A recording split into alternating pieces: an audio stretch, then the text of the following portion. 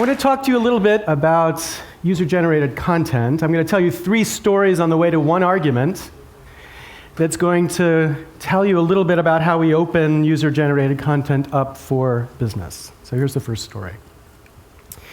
1906, this man, John Philip Sousa, traveled to this place, the United States capital, to talk about this technology, what he called the, quote, talking machines. Sousa was not a fan of the talking machines. This is what he had to say. These talking machines are going to ruin artistic development of music in this country. When I was a boy, in front of every house in the summer evenings, you would find young people together singing the songs of the day or the old songs. Today, you hear these infernal machines going night and day.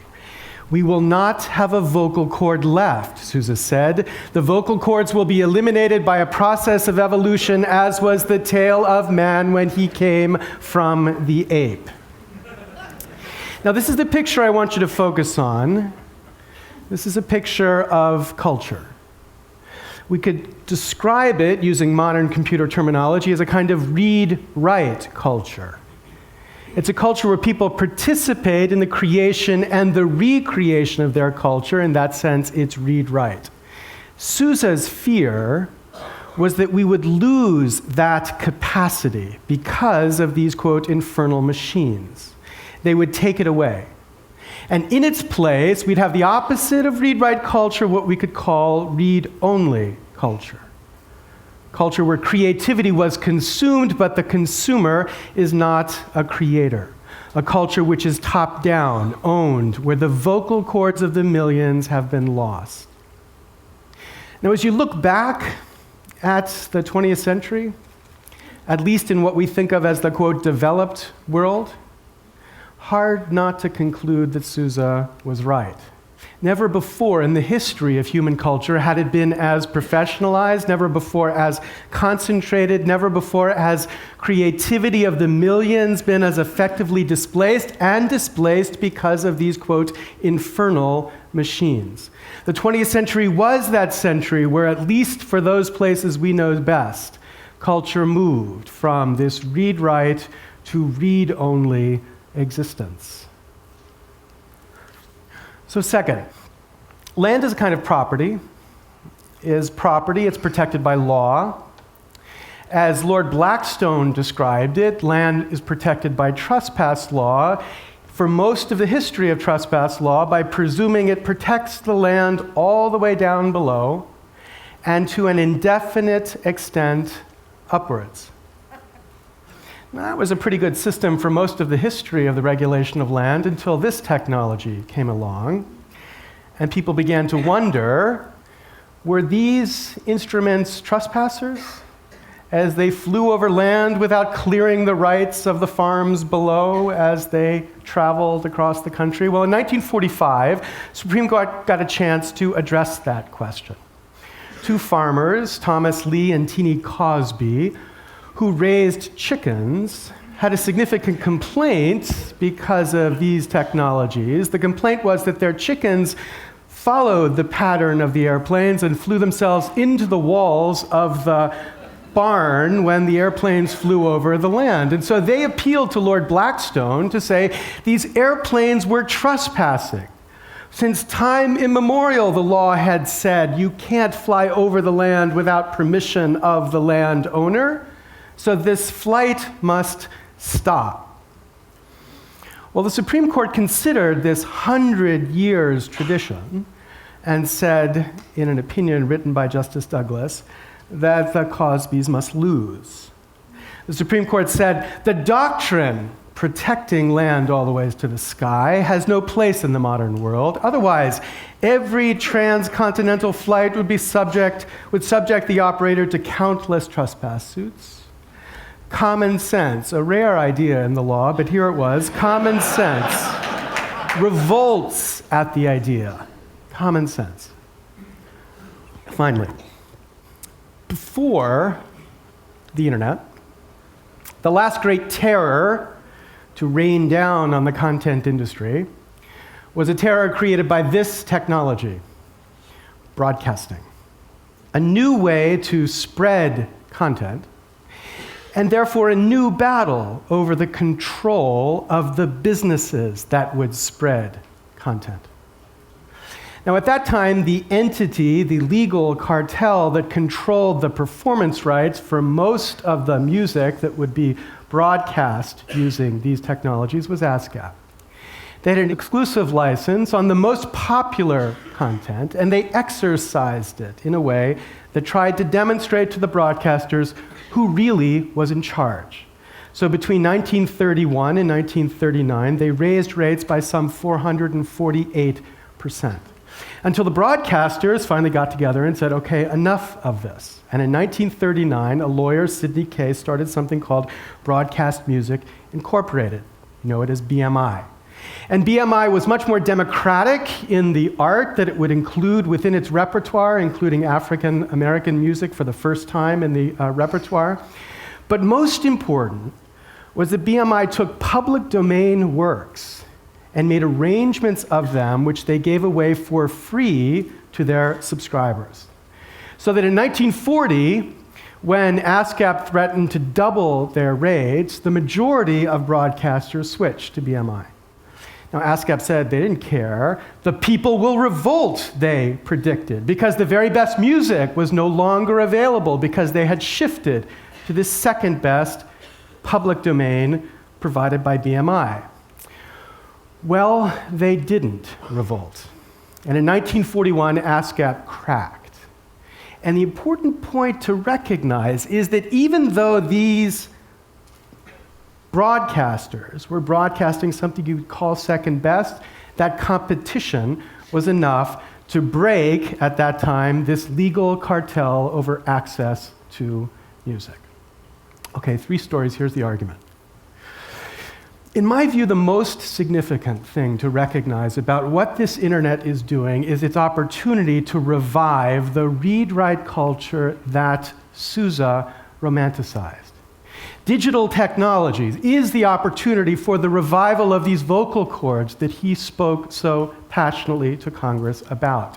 User-generated content, spreading in businesses in extraordinarily valuable ways like these, celebrating amateur culture, by which I don't mean amateurish culture. I mean culture where people produce for the love of what they're doing and not for the money. I mean the culture that your kids are producing all the time. For when you think of what Sousa romanticized in the young people together singing the songs of the day, of the old songs, you should recognize what your kids are doing right now. Taking the songs of the day and the old songs and remixing them to make them something different. It's how they understand access to this culture. So let's have some very few examples to get a sense of what I'm talking about here. Here's something called anime music videos. First example, taking anime captured from television, re-edited to music tracks.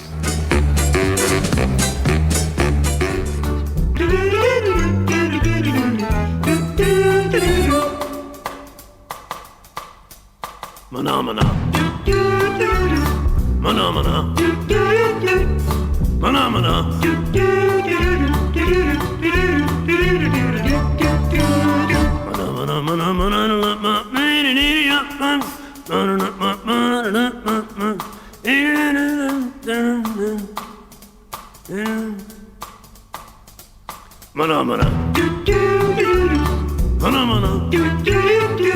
This one you should be confident. Jesus survives, don't worry.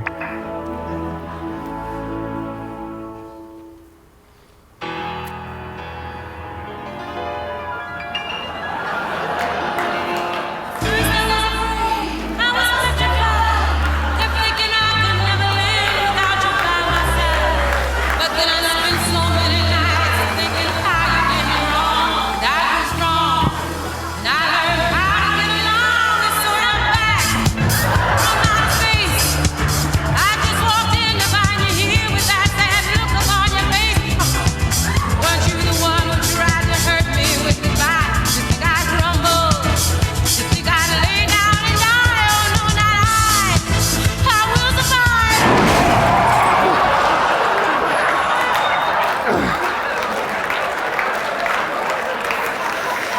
And this is the best.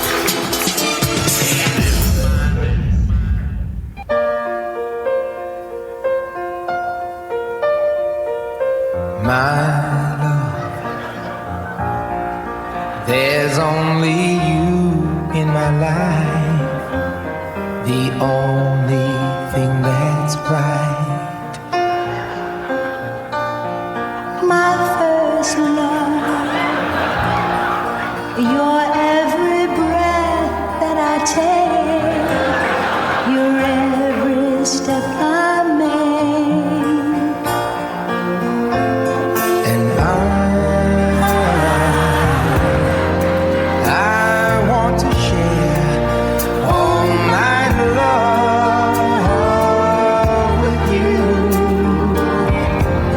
No one else will do. And your eyes, they tell me how much you care. Oh. Read my lips, take dictation. So this is Remix, right?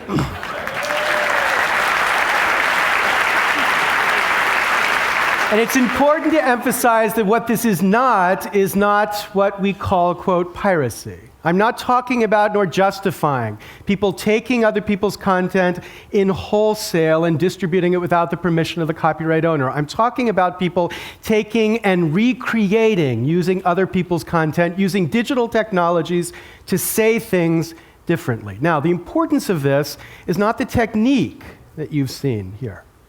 Because, of course, every technique that you've seen here is something that television and film producers have been able to do for the last 50 years. The importance is that that technique has been democratized. It is now anybody with access to a $1,500 computer who can take sounds and images from the culture around us and use it to say things differently. These tools of creativity have become tools of speech. It is a literacy for this generation. This is how our kids speak. It is how our kids think. It is what your kids are as they increasingly understand digital technologies and their relationship to themselves. Now, in response to this new use of culture using digital technologies, the law has not greeted this Sousa revival with very much common sense. Instead, the architecture of copyright law and the architecture of digital technologies as they interact have produced the presumption that these activities are illegal. Because if copyright law at its core regulates something called copies, then in the digital world, the one fact we can't escape is that every single use of culture produces a copy.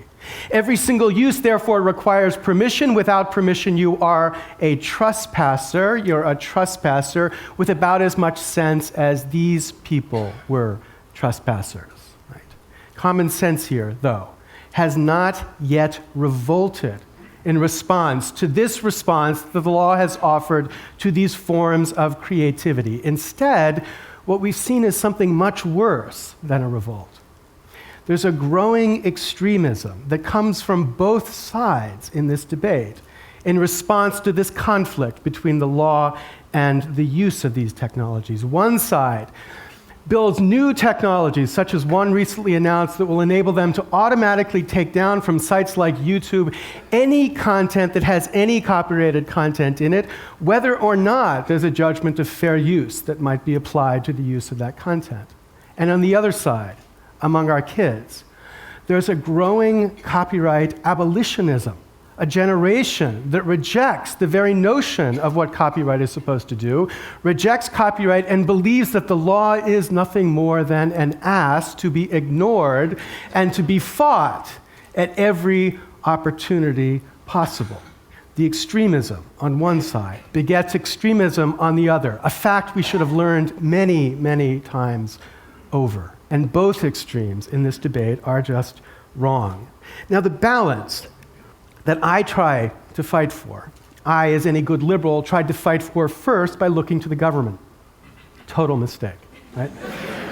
looked first to the courts and the legislatures to try to get them to do something to make the system make more sense. It failed, partly because the courts are too passive, partly because the legislatures are corrupted, by which I don't mean that there's bribery operating to stop real change, but more the economy of influence that governs how Congress functions means that policymakers here will not understand this until it's too late to fix it. So we need something different. We need a different kind of solution. And the solution here, in my view, is a private solution. A solution that looks to legalize what it is to be young again and to realize the economic potential of that. And that's where the story of BMI becomes relevant. Because as BMI demonstrated, competition here can achieve some form of balance. The same thing can happen now.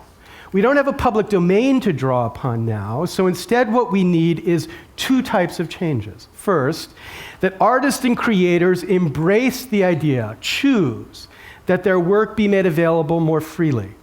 So for example, they can say their work is available freely for non-commercial, this amateur type of use, but not freely for any commercial use. And second, we need the businesses that are building out this read-write culture to embrace this opportunity expressly, to enable it, so that this ecology of free content or freer content can grow on a neutral platform where they both exist simultaneously, so that more free can compete with less free, and the opportunity to develop the creativity in that competition can teach one the lessons of the other. Now, I would talk about one particular such plan that I know something about, but I don't want to violate Ted's first commandment of selling, so I'm not going to talk about this at all. I'm instead just going to remind you of the point that BMI teaches us, that artist choice is the key for new technology having an opportunity to be open for business. And we need to build artist choice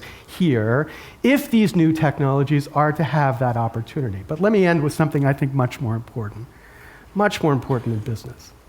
It's the point about how this connects to our kids. We have to recognize they are different from us. This is us, right? We made mixed tapes, they remix music. We watched TV, they make TV. It is technology that has made them different. And as we see what this technology can do, we need to recognize you can't kill the instinct the technology produces. We can only criminalize it. We can't stop our kids from using it. We can only drive it underground. We can't make our kids passive again. We can only make them, quote, pirates. And is that good? We live in this weird time, this kind of age of prohibitions, where in many areas of our life, we live life constantly against the law. Ordinary people live life against the law, and that's what we are doing to our kids. They live life knowing they live it against the law. That realization is extraordinarily corrosive, extraordinarily corrupting. And in a democracy, we ought to be able to do better at least for them, if not for opening for business. Thank you very much.